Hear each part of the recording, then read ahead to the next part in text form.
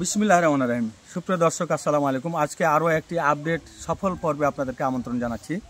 আমরা গতকালকে রাত্রে চাঁপাইনবাবগঞ্জ জেলার নাচল উপজেলার ফতেপুর ইউনিয়নের মল্লিকপুর বাজার থেকে আমাদের ফজলুর রহমান ভাইয়ের সহযোগিতায় আমরা একজন বয়স্ক বৃদ্ধা বাবাকে নিয়ে আসছিলাম এবং একটা ভিডিও প্রচার দেয় এবং রাতেই ওই এলাকার কয়েকজন ভাইয়ের সহযোগিতায় গ্রাম পুলিশ এবং গাবতলী থানা পুলিশ ওদের সহযোগিতায় আমরা মুরব্বীর পরিবারের সন্ধান পাই। তার ভাইরা আসছে। এ হচ্ছে তার একজন ভাই। কি নাম আপনার বলেন তো? আব্দুল মান্নান। আব্দুল মান্নান। আপনার বাবার নাম? মঈনুদ্দিন পরামানিক। মায়ের নাম? আমিনা। গ্রামের নাম কি? চক্কাতুলি গ্রাম। চক্কাতুলি গ্রাম। ডাকঘর? ডাকঘর হচ্ছে গাবতলী। গাবতলী ইউনিয়ন নাউরামালা, থানা গাবতলী, জেলা বগুড়া। বগুড়া জেলা বগুড়া। হারিয়েছিল কতদিন আগে ভাই? 11 মাস আগে। 11 মাস আগে। গত বছর 24 সালে ফেব্রুয়ারি মাসের শেষের দিকে হারায় গেছে। তাই 11 মাস পরে আপনার ভাইকে পাওয়া গেল আমাদের মাধ্যম দিয়ে। কেমন লাগছে এখন? ভালো লাগছে। ভালো লাগছে। মুরব্বির দিকে ধরো। মুরব্বি বাড়ি যাবেন? এদিকে দেখেন, এদিকে। আমার ভাই আসছে। কয় ভাই আসছে? 2 ভাই। নাম কি দুই ভাইয়ের? মান্না পরামানিক। হ্যাঁ, আনিস পরামানিক। আর নাম আব্দুল পরামানিক। আব্দুল হামিদ পরামানিক। বাড়ি যাবেন না থাকবেন আমার কাছে? আচ্ছা, তো 2 ভাই থাকো। এখন যাবেন?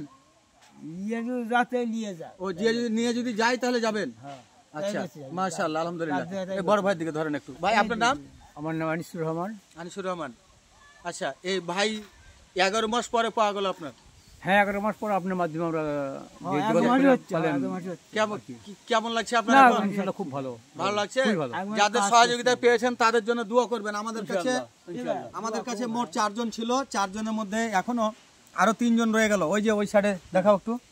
পিছনে যাও, পিছনে যাও। হ্যাঁ, এদিকে তাকাও, এদিকে তাকাও। ওই একজন, তারপরে এই যে আরেকজন মুরব্বী। মুরব্বীর পরিবারের আমরা খোঁজ এখনো পাইনি। আমরা চেষ্টা চলমান রয়েছে। আপনাদের মাধ্যম দিয়ে আমরা তার পরিবারের খোঁজ পাবো। এদিকে মিজান, এদিকে যে আমাদের পিছনে আরেকজন আছে দীর্ঘদিন যাবত, প্রায় 5 বছর, জামাল।